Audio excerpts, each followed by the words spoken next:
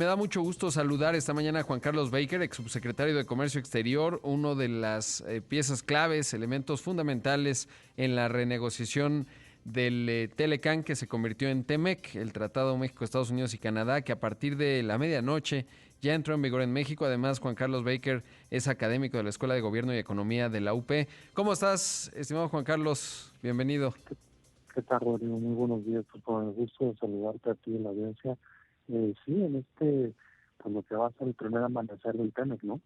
Sí, primero preguntarte emocionalmente qué significa para ti, porque, bueno, pues estuviste entre muchas actividades y responsabilidades que tuviste, pero supongo que como funcionario esto debe ser uno de los puntos pues más relevantes en tu carrera, el haber negociado esto que es tan importante para México y para la región más potente en materia económica a escala global. Sí, por supuesto. Mira, la verdad es que en lo personal yo tuve la fortuna, el honor de tener una carrera pues, de 20 años en la Secretaría de Economía. Ni siquiera se llamaba Secretaría de Economía en ese entonces, imagínate, era la SECOFI, tú te acordarás, la Secretaría de Comercio y Fomento Industrial.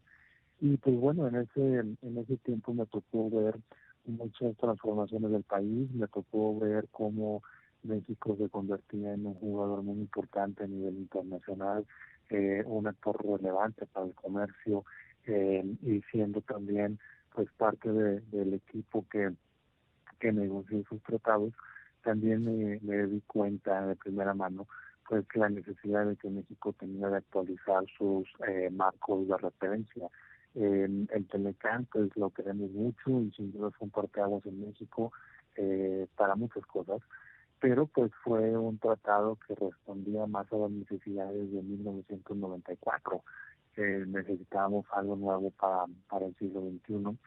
Me siento muy orgulloso, me siento muy satisfecho, me siento muy realizado, te diría incluso, pues porque fue una acción que logramos realizar cuando teníamos todas las circunstancias en contra. Recordarás, ahora tal vez con aquí la felicidad del momento se nos olvida, pero por los primeros meses de la presidencia de Donald Trump, 2017, pues fueron sumamente difíciles para el país, para México, teníamos pues había muchas expectativas en contra, había también una elevada volatilidad del tipo de cambio, las tasas, y pues bueno, todo eso era debido a que existía la posibilidad de que Donald Trump retirara a Estados Unidos del Pemex, causándole al país un daño pues, muy fuerte. Entonces, pues sí, me siento muy contento que se haya logrado este resultado.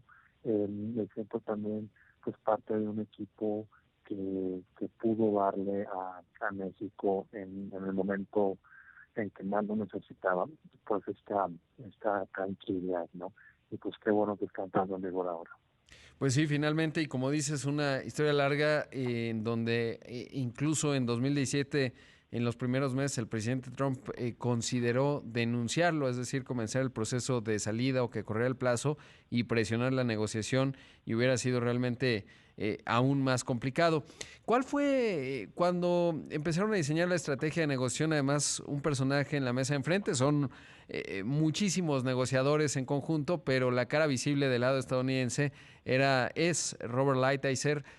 ¿Cuál fue la estrategia de México a la hora de empezar? Recuerdo que formalmente fue en mayo, ¿no? El 18 de mayo me parece, cuando se detona ya la negociación, aunque obviamente ya desde antes pues se tenían que ir diseñando las estrategias. ¿Qué fue lo que el gobierno mexicano planteó en el equipo que encabezaba Ildefonso Guajardo? Sí, la negociación inicia el 15 de agosto del 2017 y concluye el 30 de septiembre del 2018, o sea, duró un poquito más de un año. Y bueno, pues nosotros la estrategia en el equipo mexicano fue de hecho, ahora que lo vemos en retrospectiva, fue una estrategia relativamente sencilla, no simple, Rodrigo, pero sí sencilla, porque pues se basaba en tres elementos muy prácticos. El primero era, como te digo, reconocer que efectivamente el Telecán necesitaba ser modernizado. Incluso México en ese momento ya había concluido la negociación del Acuerdo Transpacífico. Entonces había muchas disciplinas nuevas que ya estaban aceptadas por México, pero que se encontraban en otro instrumento comercial. Entonces, el primer objetivo fue tomar todo lo bueno que habíamos hecho posteriormente y incluirlo en un marco de América del Norte. El segundo objetivo que se planteó fue que México tenía que tener una negociación en la cual México participara. No podía llevarnos a estar peor que el Telecán. Es decir, acuérdate que en ese momento pues Trump hablaba de poner aranceles, de retirar acceso a los productos mexicanos. Entonces, bueno, pues México desde un principio fue muy claro en que no podía participar en una negociación pues que llevara a estar peor que lo que está en estos momentos, ¿no? Entonces eso siempre fue una línea muy clara en la mesa de la cual pues nunca nos movimos, ¿no? Y el tercer objetivo era que pues precisamente porque había habido tanta incertidumbre alrededor del Telecán, críticas, incluso algunas de ellas ya muy profundas en Estados Unidos, pues se iba a tomar todas esas críticas para desarrollar disciplinas que las atendieran. Entonces, de ahí te explicas que, por ejemplo, pues los temas laborales, los temas ambientales, los temas de pymes, los temas de las cláusulas de anticorrupción se incorporaron, porque pues, para México era muy claro que si ya estábamos en ese proceso de negociación, teníamos que inocularle, si me permiten la palabra, al Telecán con los anticuerpos de las críticas que había recibido y que nos habían llevado a esa instancia primeramente, ¿no? Una parte también, Rodrigo, muy importante en la estrategia y aquí también aprovecho para hacer un grado de conocimiento, pues fue a los miembros del sector privado, ese cuarto de punto que existe desde hace muchísimo tiempo, pero que en la renegociación del Telecán, que ahora es el TEMEC, sí fue un baluarte muy grande, porque pues ellos se movilizaron para que también en Estados Unidos se escuchara la voz del sector privado mexicano y de sus socios en Estados Unidos. Era importante para nosotros que la defensa del Telecán pues no solamente venía de los mexicanos, sino que viniera también de los propios estadounidenses que dependían de este instrumento. Y pues bueno, ahí se logró el apoyo, por ejemplo, del gobernador de Texas. Recordarás una carta que en su momento mandó el gobernador de Texas, el presidente Trump, instándolo a que no se saliera del Telecán. También todo el apoyo que se tuvo de parte del sector privado de Estados Unidos en la figura de la US Chamber of Commerce, de Tom Donahue. Entonces, bueno, sin duda una estrategia que implicó una definición clara de parte de México, modernizar, no quedarse peor y al mismo tiempo dar los elementos al futuro del tratado, y eso involucró al gobierno y al sector privado. Por supuesto. ¿Y identificas un momento que haya sido particular? Obviamente todo fue muy complicado, pero un momento muy difícil en todo el proceso que te tocó. Sí, varios.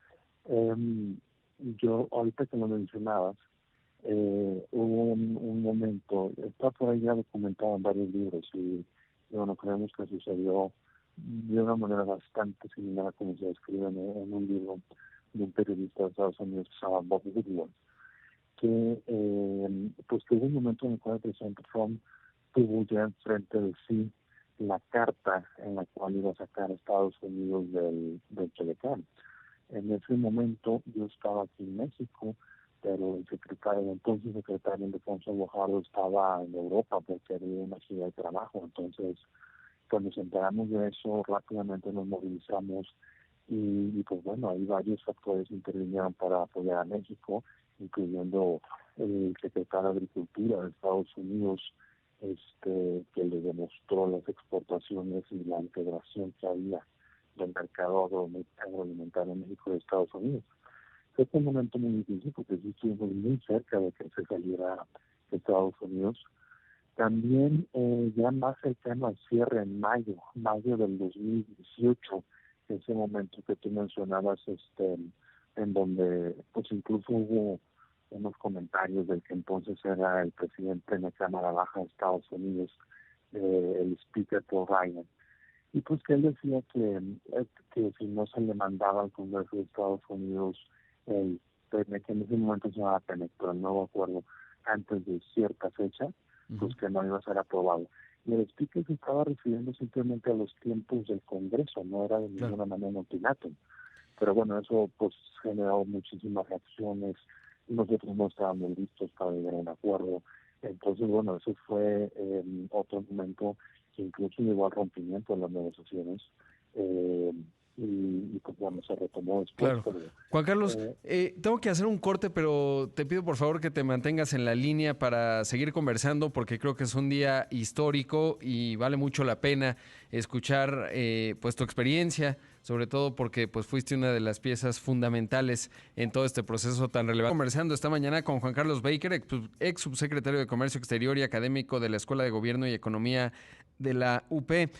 Juan Carlos, saber entre, digamos, el proceso en el que tú participaste de manera central, pues luego vino otro periodo posterior, después de que se firmó allá en Buenos Aires, en el contexto del G20, por el entonces presidente Enrique Peña Nieto, Donald Trump y Justin Trudeau.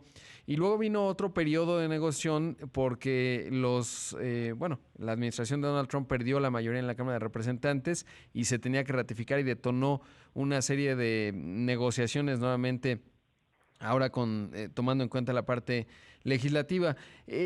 ¿Cuál es tu evaluación, digamos, de esa otra etapa? Obviamente, pues ahora te tocó verlo desde afuera, pero ¿cómo evaluarla? Sí, claro, Rodrigo. Mira, hay dos puntos importantes. Como tú dices, primero, bueno, las elecciones en México en julio del 2018 producen la victoria del presidente Andrés Manuel López Obrador, y aunque la transición pues inició poco tiempo después, pero pues ya sabemos que en México es una transición presidencial larga. El representante del presidente López Obrador, el subsecretario Jesús Seade, se unió prácticamente de inmediato con nosotros. Eso fue una muy buena señal. Viéndolo otra vez en retrospectiva, creo que eso también fue un elemento de fortaleza para el país, porque se daba la garantía de que iba a haber una continuidad en el objetivo entre lo que se estaba haciendo por la administración saliente y por la administración entrante. Entonces, bueno, en ese aspecto la participación de Jesús Seade fue muy importante para lograr el cierre del acuerdo, y posteriormente, en la época de que tú ya mencionas, pues cuando ya los demócratas ganan la Cámara Baja en Estados Unidos, pues era muy claro que iban los demócratas a pedir mayor énfasis en ciertos temas de su agenda. No es tampoco sorprendente. Los demócratas siempre han tenido mucho aprecio por los temas laborales, los temas ambientales. Ahora en este caso también incorporaron temas relativos a las medicinas, a las patentes. Entonces, bueno, creo que se hizo un trabajo muy serio, muy quirúrgico, para evitar reabrir todo el tratado. Reabrir todo el tratado hubiera sido la caja de Pandora, porque estarías trastocando los balances tan finos que se llegaron a obtener. Pero se hizo de una manera muy fina, de una manera muy quirúrgica, para tocar solamente aquellos temas que eran necesarios para que en Estados Unidos se aprobara el acuerdo. Creo que también eso es muy importante mencionarlo. Si bien esto, pues bueno, nos convino a todos porque fue lo que hizo que el tratado llegara a ratificarse, pues esto principalmente se hizo también por un balance de fuerzas políticas en Estados Unidos. Esto no es malo, Rodrigo, porque luego por ahí recuerdo que escuchaba comentarios de que porque México tenía que darle gusto, entre comillas, a los demócratas. Pero a mí siempre me pareció que ese tipo de comentarios nos apartaba del objetivo principal, que era garantizar que el acuerdo pasara por el Congreso. Y si eso es lo que querían los demócratas, que ahora posiblemente ganen la presidencia nuevamente en las elecciones de noviembre, pues se tenía que encontrar una manera de hacerlo sin que perjudicara a México. Entonces, yo ahí creo que lo más importante, además de que se aprobó el tratado en Estados Unidos, por supuesto, es que al haber incorporado, mediante esa negociación que encabezó Jesús Seade, al haber incorporado esos temas de importancia para los demócratas, estábamos también México le estaba dando también al tratado una viabilidad política en Estados Unidos más allá de los republicanos. ¿Me explico? O sea, de esa manera se iba a convertir también en un proyecto que los propios demócratas abrazarían y defenderían. Y bueno, eso es muy importante no solo por la coyuntura de ese momento, la coyuntura de los votos en el Congreso de Estados Unidos, sino pues porque hay que recordar que los demócratas también habían sido críticos del Telecán. Entonces, de esa manera se obtiene una votación que no había tenido ningún acuerdo en Estados Unidos en décadas.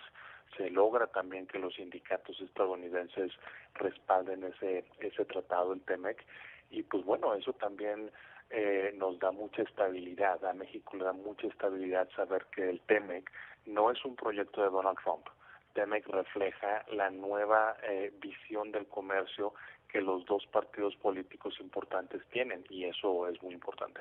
Sin duda, y esto que mencionas es clave, sobre todo porque, como bien mencionas, en caso de que Joe Biden sea el próximo presidente de los Estados Unidos, pues no hay que volver a hacer renegociar, sobre todo porque además se dio en un momento muy álgido en la vida política de Estados Unidos. Creo que poco después le hacían el juicio político y es muy visible, lo ha sido a lo largo del tiempo, el enfrentamiento entre Nancy Pelosi, la líder de los demócratas en la Cámara de Representantes, y el propio presidente Donald Trump. ¿Cuál es tu perspectiva? Porque, bueno, México llega a este inicio del TEMEC, pues la verdad con señales en el área energética, por lo menos tanto eléctrica como de hidrocarburos, pues muy proteccionistas, con señales a veces no tan claras.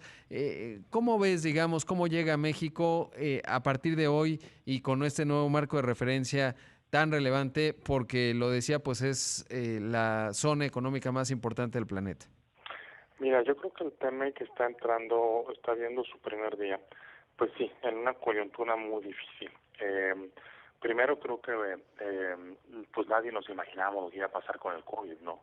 Una pandemia que obligó pues prácticamente a que el 70% de la actividad económica del mundo se detuviera. Al mismo tiempo, pues no teníamos los resultados económicos tan robustos como nos gustaría, no solamente en México, en todo el mundo.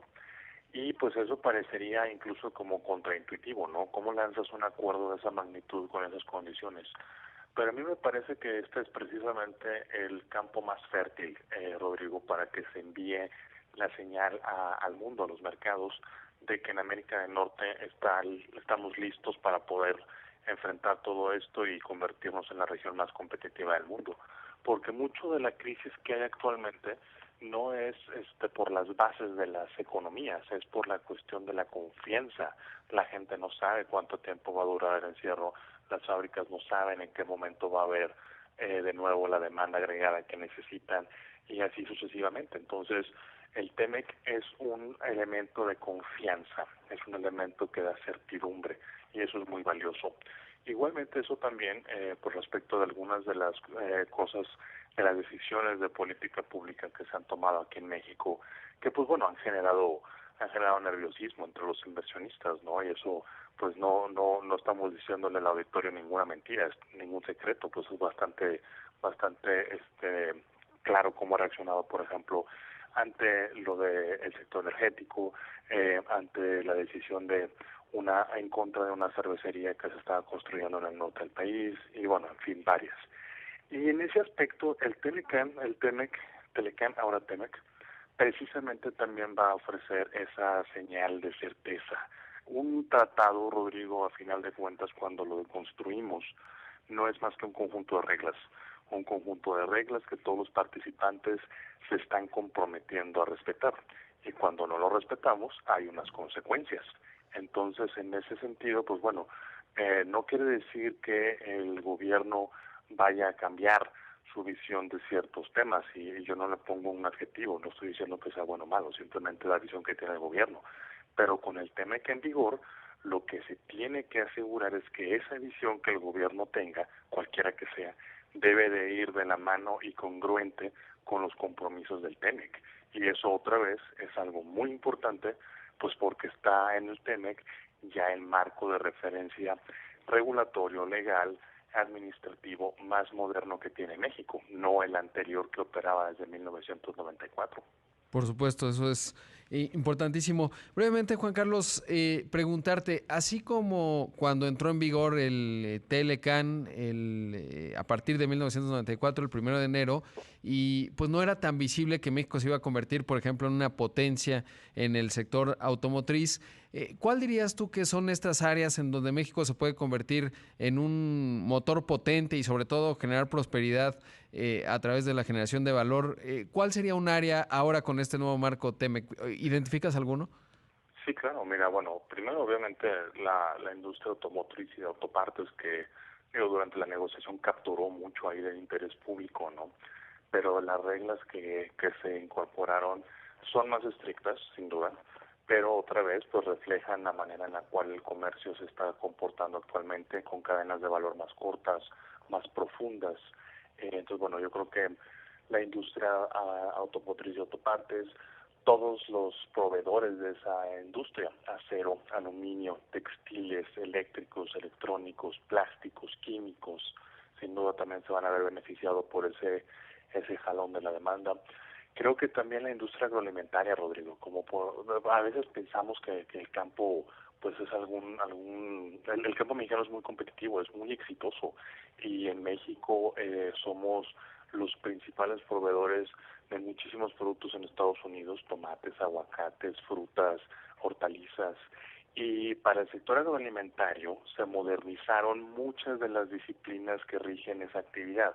Aquí en tu programa tú has hablado con varios personajes que nos platican de, pues a veces lo difícil que ha sido tener una autorización sanitaria o tener una declaración de enfermedad, de libre de enfermedad, porque pues sin esas no puedes realmente exportar. Entonces, el TEMEC incluye muchos elementos que agilizan el comercio agroalimentario. Entonces, yo esperaría que esa también sea otra de las grandes industrias que despegue bajo estas nuevas reglas. El comercio electrónico, en el Telecan, lo acabo de mencionar, no había disciplinas de comercio electrónico, el TEMEC ya las incluye, y eso pues debe de promover muy fuertemente todo lo que es las plataformas digitales para compra y venta de productos. Eso va a beneficiar a las pymes, eso nos puede traer también como consumidores opciones de productos de otros lados a un costo muy accesible. Entonces, bueno, esa industria de las ventas al menudeo por comercio electrónico también debe de generar una importante actividad. Y bueno, las demás industrias no quiere decir que no se beneficien, Rodrigo, claro, porque el tener otra vez este marco de certeza, esa garantía de que no vamos a pagar aranceles, es algo que no puede decir nadie en el mundo. Bueno, claro, Canadá también, obvio, pero sí, vaya, ni China, ni Europa, ni Japón tienen esa garantía que México tiene. Entonces, el tema que es un beneficio para todos. Sin duda. Juan Carlos, te agradezco muchísimo, te mando un gran abrazo.